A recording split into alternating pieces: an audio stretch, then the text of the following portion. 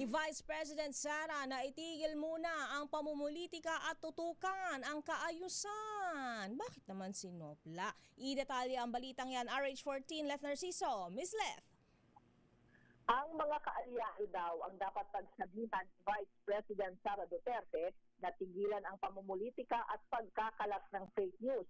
Katwira ni Palace Press Officer Cleo Castro, ang mga ito kasi ang naninira kay Pangulong Bongbong Marcos at sa kanyang administrasyon para iluklok kaagad si Duterte na Pangulo kahit wala pang 2028.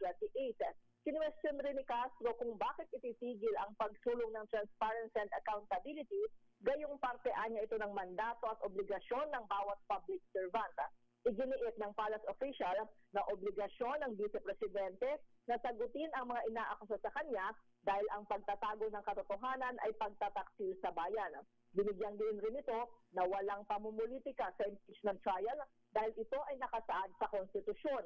Dagdag ng palasyo, hindi na kailangang ipanawagan ni VP Sara na tutukan ang kaayusan, kapayapaan at kaunlaran ng bansa dahil ginagawa ito ng Pangulo na anay walang patid ang pagtatrabaho.